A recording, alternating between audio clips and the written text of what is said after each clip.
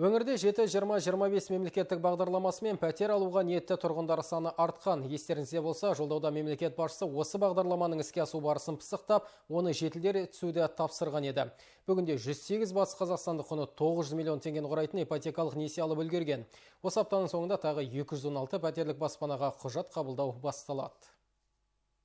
Жеңіс көшесі мен Жылаев жолының қиылысында орналасқан 216 пәтерлік жаңа баспана жыл соңына дейін тапсырылады. Бағдарламаға қатысу үшін тұрғындар әуелі қалаған пәтерін таңдайды. Кейін екінші деңгейлі банктер арқылы құжатын рәсімдей алады. 7-20-25 бағдарламасы іске қосылған 4 айда қаржы институттарына тұрғындардан 150 арыз түскен. 108 батыс қазақстандықтың өтінішіне оң шешім шығып, 900 миллион теңге ипотекалық несие мақұлданған.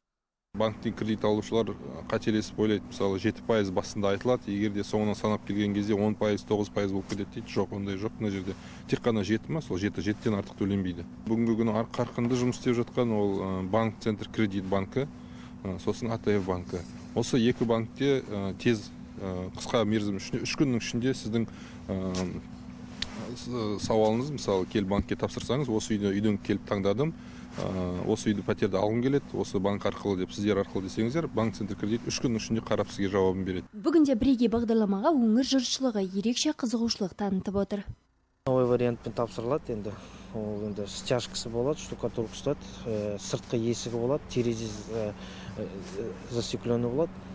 Енді жылу деген енді централизованныйдан қосылады. Гетюлин 47/1 адресында 209 кабинетте осы жұман аяғына қарай қабылдай бастаймыз. Пәтердің әр шаршы метрінің құны 170 мың теңге. Мысалы 40 шаршы метр бір бөлмеліні 7 миллионға, 2 бөлмеліні 10 миллионға алуға болады.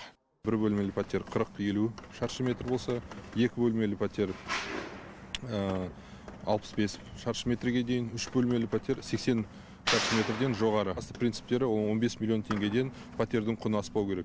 Егер де 15 миллион теңгеден жалпы сомасы пәтердің аспаса, онда осы 7-20-25 бағдарламасы арқылы кредиттеп, кредит алып 7%-бен бастапқы 20% өзіңізде болса, 25 жылға дейін кредит алуға болады. Келер жылы мемлекеттік бағдарламамен тағы 1000 пәтер сатылады деп жоспарланып отыр. Сонымен қатар бюджет системінен жеңілдетілген несиенің алғашқы жарнасын ішінара субсидиялау мәселесі пысықталып жатыр. Айта кетейік, президенттің 5 әлеуметтік бастамасы аясында жүзеге асқан бағдарламада қатысушының табысы мен төлем қабілеті, несие тарихы басты назарға алынады.